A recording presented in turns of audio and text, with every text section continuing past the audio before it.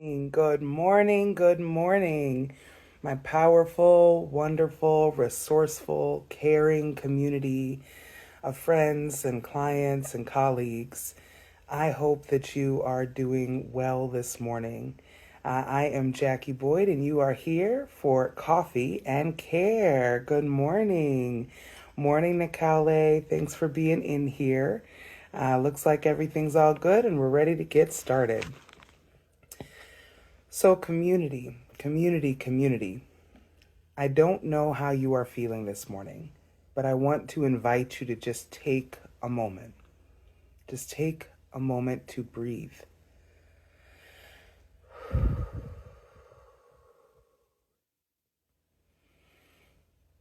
We are not robots. We are not tools of production. We are human beings, and we are organisms, and we are people who need certain things. And some of those things are rest, a chance for our minds to be free. We need sunlight. We need nourishment, water. This is not water. This is my tea this morning. I hope some of you are having coffee, but for me, it's tea this morning. But it is so easy here at the start of the year and at the start of a new day to feel like I have to go. I have so much to accomplish, and there's no way I can get it all done. Today, I want to share with you just some messages of hope and some strategies for how to combat those feelings of always having to be focused on production. I want to share some lessons that at least I have learned as a caregiver to survive hard times. Because I think it's fair to say we are in hard times. Morning, Diana. Welcome. Good morning, everybody. Welcome to Coffee and Care. What do we have this morning that's nourishing us? I've got a ginger turmeric tea with apple cider vinegar and honey. So I want to know what you're drinking. And thank you for joining me. I've missed you all. And this morning we're going to be talking about really how to start the new year off in the face of everything that's swirling around us, using strategies from caregiving, what I would call survival strategies. I'm going to start by talking about the nature of caregiving and how it can help us when we are overwhelmed, when we are trying to process. I don't know about you, but for me, the fires in LA, the floods in North Carolina, the wars breaking out all over, and just the sort of feeling of impending doom that has been around for a minute here in the US, I struggle myself. And so these tips I return to. I return to this framing and being a caregiver and being conscious of the power of caregiving has been really grounding, right? Because at the end of the day, we are human beings trying to have meaningful connection and relationship with other human beings. That's it. I don't know about you, but my to-do list is never done. There has never been a day that I felt like I really got through everything. And I have nothing to worry about or nothing on my to-do list. So remember, we are here to connect. You are here to connect, not just to do, and certainly not to be afraid or to be overwhelmed in the face of everything that's going on. So let's tap into hope. The first thing that I wanted to talk about in terms of the nature of caregiving that can help during this time. Caregivers, especially experienced caregivers, are in tune with the people around them, right? I would imagine some of the most respectful, insightful people you know are or have been caregivers. Now, why is this? It's because caregiving is a form of servant leadership. It's a way to honor others, to show love, and to protect from a place of gentle attention, right? So, what do I mean by gentle attention? I mean observing, listening, monitoring, but not in a punitive way. Just really like, what's going on with this person? What do they need? What are their rhythms? Where are they at right now? How can I help? So the thing that I love about being in tune with others is that it helps relieve your own stress because it's not about you. So if you're in a place where you are stressed out and you're like, "Oh my gosh, what am I going to do, or what am I supposed to do in the face of everything that's going on?" It is one of the fastest ways to change your mood, to notice another person, to pay attention, to check in. There would be days when I was working for a home care agency, there were days that I could tell my blood pressure was through the roof because I had so much I was trying to manage. But I remember one day I was driving on Lakeshore Drive and I was like, I'm just so stressed and I have these things happening with my family and I don't know what I'm going to do. And it just felt like the walls were closing in. And I called somebody who I knew was struggling a little bit. And I just listened. I just listened and checked in because I really cared about them, but I hadn't made time to tune in. I hadn't made time to just kind of connect. And by the end of the phone call, I felt so much better because this person was able to relieve their burdens.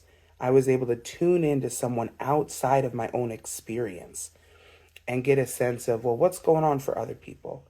How's this person doing? And just give my mind something else to think on. So tuning into others and being really present with the people that you love in your life or you care about or the clients you're serving, that is one of the best ways to frankly distract from your own anxieties, your own stressors. And I hope y'all are ready because I'm just going to be real frank today. We are not sugarcoating it. We are not, just like pie in the sky caregiving. We are sort of fall of empire. How do we survive it? So thanks for being here with me. And good morning, folks who are joining. Diane, I see you've got coffee. I have this delicious tea. Curious what other people are bringing to coffee and care. And if you have questions or comments, I always love to hear from you in the chat. Otherwise, I'm just kind of sitting here talking to myself. So your comments and your reactions are so appreciated. So the first sort of caregiving survival strategy for the moment we're in is tune into others. The other piece about that, about tuning into others, that I find particularly helpful is creating meaningful moments. Because caregivers are doing a ton of tasks. If you're a caregiver right now, I know you have a list a mile long that includes everything from doctor's appointments to laundry. And it can feel like you don't have enough time. But when you're spending time caring for someone, usually it's because you have some emotion behind it. So I also want to be sure that you don't miss the meaningful moment and that you create and nurture meaningful moments.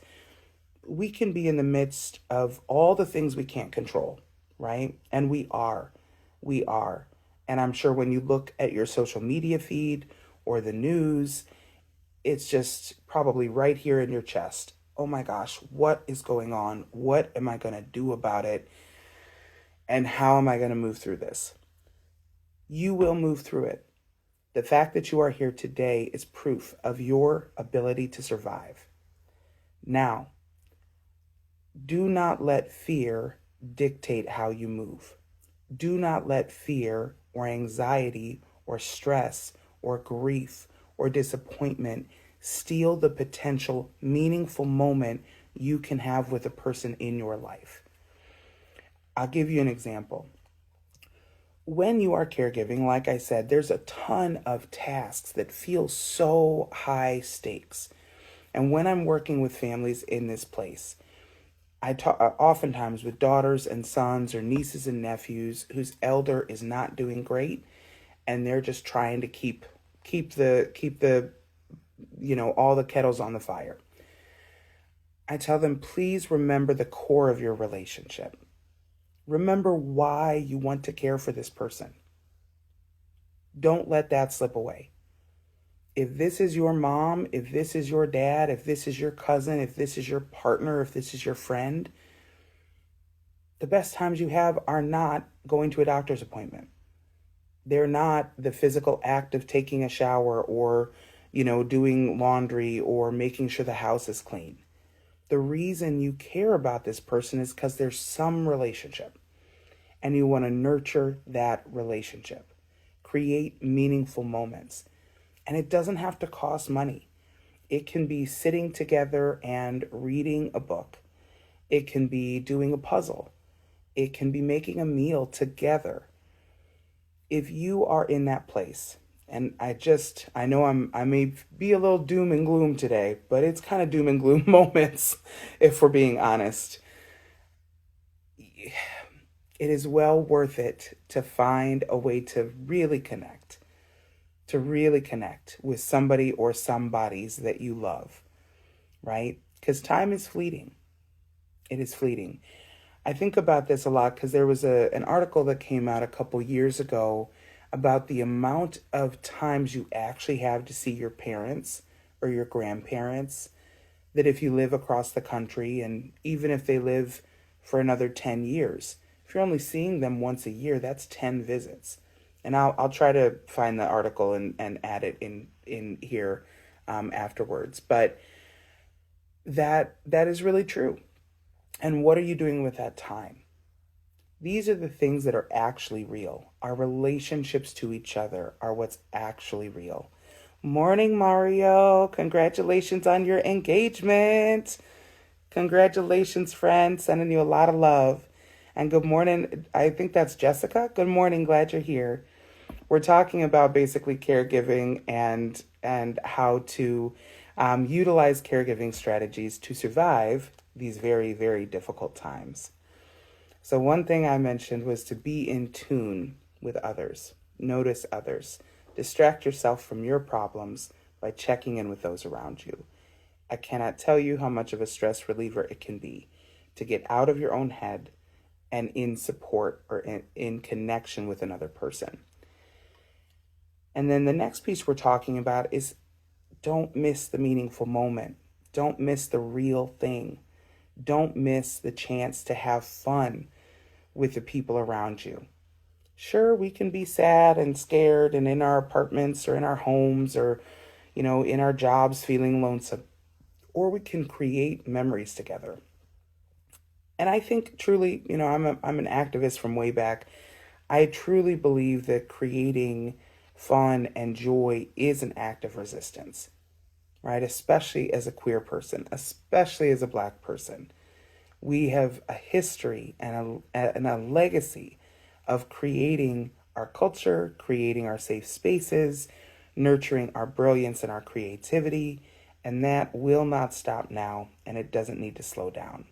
In fact, I think we need to put a little oxygen to that fire and be sure that we are still claiming our joy.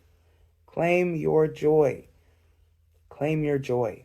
Life is too short not to make the most of every day. And I know that can feel cliche, and I'm telling you, I don't feel this way every day. I don't want you to think that I just have some, direct line to the sun, because I don't. I'm grateful to have been raised by the parents I was. I'm grateful to be an optimist, but I too have gone through incredibly difficult times. I have gone through just deep depression, mental health challenges, but the seed of hope and the knowing that the real reality is the time we spend with each other. It is not what's in the news. It's not what's on your social media feed.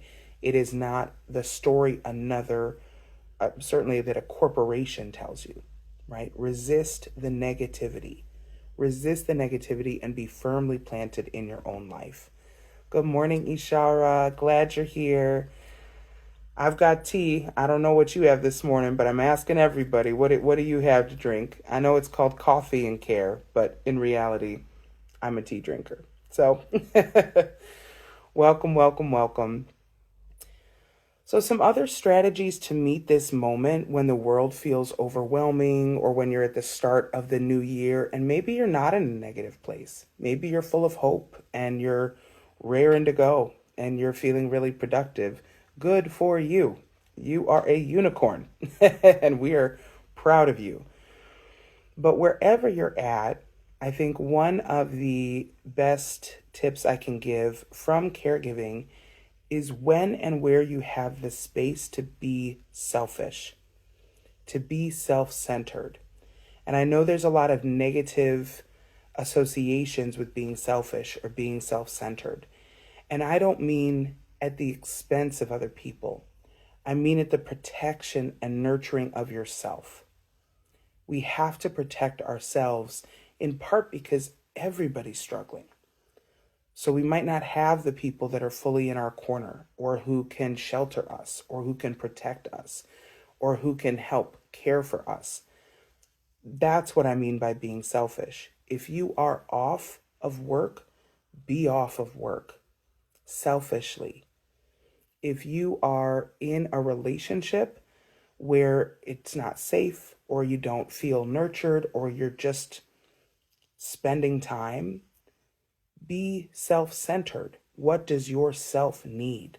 What is right for yourself in this moment? We honestly don't know what's coming next. No idea. No idea. But if these first few weeks are any indication, I'm buckled up. I hope you are too. And being self-centered can be a very good thing. I think this is the piece, especially for all of you I know in my community who just have hearts the size of Texas and really care about other people. Oftentimes we can give too much. We can overextend. We can have given it all away before we even realize that we need something. So whatever that looks like for you, think about how can I center myself more? How can I be more self-centered, especially in the moments that are difficult, right? So I can't tell you what that is for you. For me this year, what I am doing is, I've always resisted the the idea of a miracle morning, because I don't like to get up in the mornings. But this year I'm really thinking about what would it be like to have a year of excellence where I just did everything that I actually want to do to care for myself. What if I did that and really sought to be excellent once again, right? It's been a number of tough years on my end, as it has been for you. Lots of loss, lots of grief, lots of, wandering and then coming back to center. But this year, I'm like, I'm going to take my medicine. I'm going to take my medicine. Getting up early in the mornings, going for a walk, getting the sun on my face changes everything. It changes everything. And when I'm not selfish about that time, I don't have the same patience during the day. I don't have the same energy and fortitude. When I spend time in the morning meditating, same thing. It fills the tank. It's like the walk gets me here, the meditation gets me here. If I can get a Bible study or prayer time in, even better. And if I have a cup of tea or a little food, we're winning. But think about what you need, right? Another way that I will be selfish this year is to protect my time off. I think many of you know that last year, one of my dear, dear friends went missing, Taylor Casey, and we're still looking for her. And I would advise anybody who's doing travel this year, do your research. Be very, very diligent about doing your research and letting people know where you are, because the world is shifting very, very quickly. But last year, where was I even going with that? I am trying to find ways to be selfish about prolonged time off, because I haven't taken prolonged time off for about 3 years. And I got 2 weeks off at the end of the year, and now I'm feeling rejuvenated and like I can greet the world again.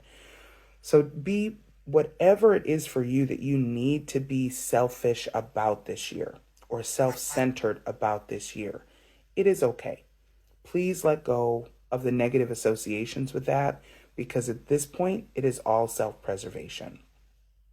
So I'm curious for folks in the room, what is one thing that you want to do to be more self-centered this year, to be centered on yourself, to meet this wild moment that we're in? And maybe where you're sitting, there's moments of opportunity, or like I said, you're excited, but what's one thing you can do to center yourself in a way that is healthy and good? So think about that. And then I think my last tip for this morning is to, because there's just, I remember last year, because I feel like last year, the start of the year was a bit wild too. It's just been a roller coaster. It's just been a roller coaster, right? The last couple years. But I think I was thinking about like, oh, we're just white knuckling our way through life right now. That was a phrase I used more than I would have liked. But what that means is that, sometimes the routine fails you. Sometimes these strategies fail you. Sometimes it's just hard times.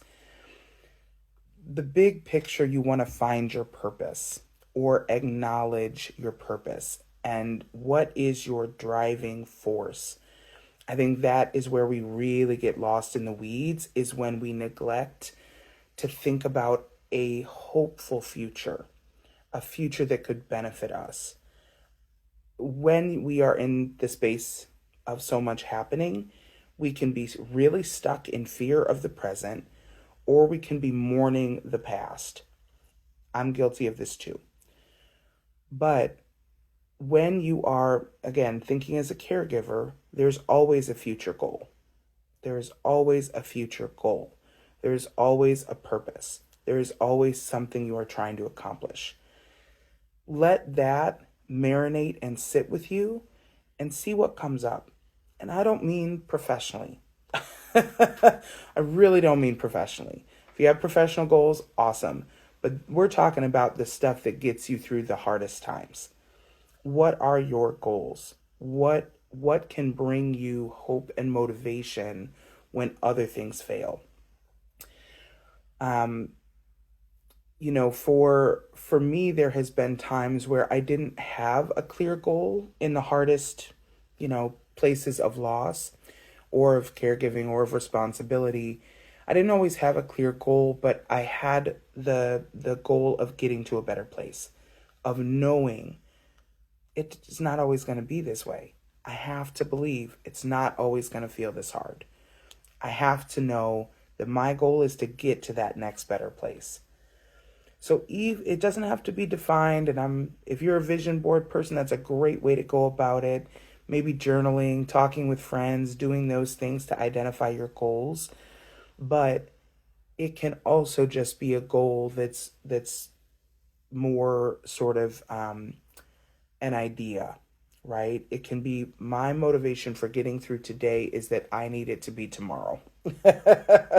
I need it to be a new day, and I trust that not every day will be like this one. And actually there's one other tip I can offer, because this is a very, very well-known one. Caregivers typically have to do documentation. They have to reflect on what happened during the day. And that can be very, very powerful to see reality, to not feel like you're failing. Because, again, there will just always be more work to do in the way that we live under capitalism right now. There just always will. They're going to find ways, and we are so used to running so quickly. There will always be more work to do. Reflection is the pause and the resistance in the face of that rat race. It truly is. And I remember being 18 at the nursing home. That was my first job in healthcare. And there is a girl I would work with, and we would work the overnights, like 10 p.m. to 7 a.m. And there's so much that happens on overnight shifts. And so you're the two of you taking care of a whole nursing home essentially. But the charting and the sitting and the reflecting and talking about what had happened and giving report, those were the connecting times, and also the times that showed where progress was happening or what you had actually accomplished. So that's still the case. Still the case. I really work with my team to be sure we reflect, to be sure that we pause. Yesterday, many of my team members were feeling deeply, deeply saddened and worried about what's going on in LA, about the fires.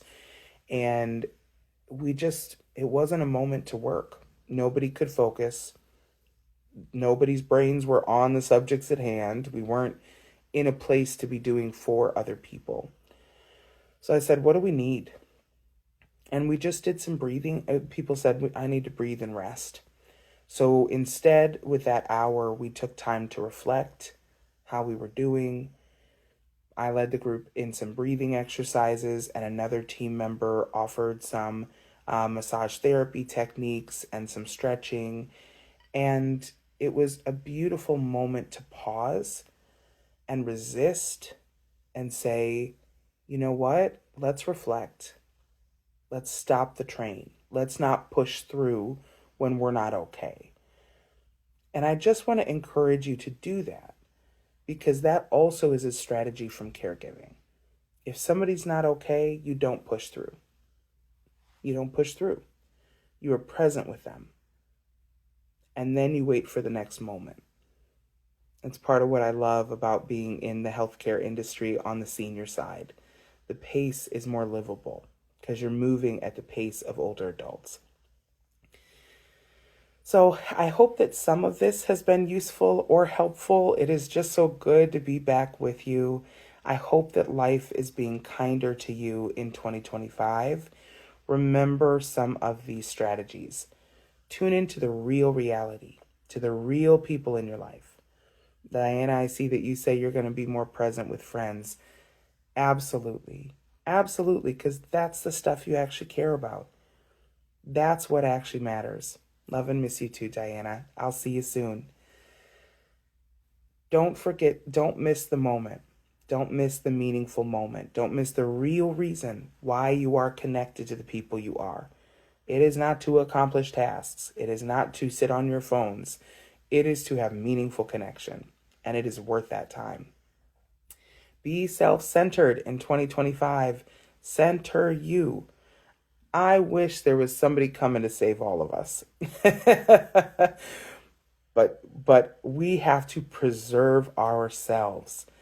Know yourself. Pay attention to yourself. Be in tune not just with those around you, but be selfish about what is good for you. There is only one you, and I've said this a million times, but it is true every day. In all of human history, there will only be one you. You are your most precious resource. You are our most precious resource. You are worth being selfish for and being self-centered in a way that nourishes you, right? Not to harm other people, but to just take care of yourself and recognize how precious you are. Find that goal, find that driving force, that hope that pushes through on the hardest days, and just take care of yourselves and each other out here. I'm so grateful to be part of your beautiful community. I am so grateful. We are actually starting our 10th year. This year we'll be having, I'm sure, a big party in the fall, but the care plan has been around for 10 years, which is wild, but also such a blessing. And we are absolutely going to be sure to nourish our caregivers this year, as well as the organizations that we serve. But starting out February 22nd, we'll be having the Caregiver Institute, which is really geared towards Black family caregivers, but anyone is welcome to attend. We'll be promoting it all over, so stay tuned to IG, because you will absolutely be having the opportunity to sign up. On that day, it's really about helping people get their mind around caregiving and get some of the key tools. We've broken it down into some of the phases of caregiving. In the morning, we'll start out talking about your new normal, as a caregiver, how to care for yourself, orient yourself, get organized, and get your mind around what you're really doing as a caregiver. And then the second workshop of the day is going to be about advocacy. How do you actually accomplish some of the key tasks and things that you have to do as a caregiver for another person, right? Half the time we aren't even really doing those things well in our own lives. So how do I get insurance to do what I need them to do, have the doctors call me back, understand what my loved one needs and how to get that for them? All that kind of thing we'll be talking about in the second workshop. And then in the third workshop of the day, we're going to be talking about planning for a good death. And you came in at an interesting moment on Professional Variety Show, but I'm glad you're here.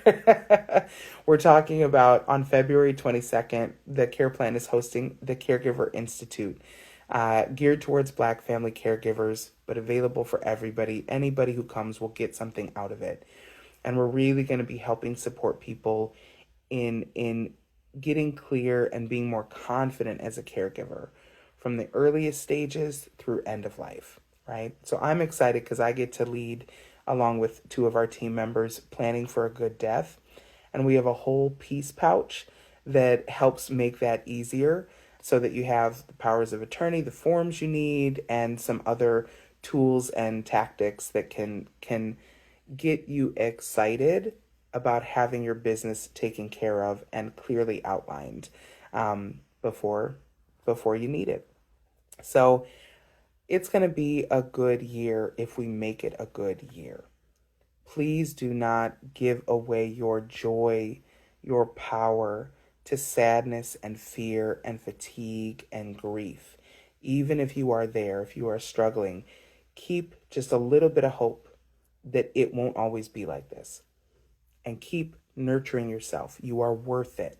You are worth it. So thank you for having coffee with me today and Coffee and Care. And in 2 weeks, I think, we're going to have a session of Coffee and Care with our lead care navigator, Krishan, who's also a grief counselor. She's just a beautiful, smart, loving human. So I'm excited for you all to meet Krishan, one of our team members, and hopefully to see you at the Caregiver Institute on February 22nd. Thank you for starting your morning with me. Take good care, and I'll see you soon. Bye, beautiful people.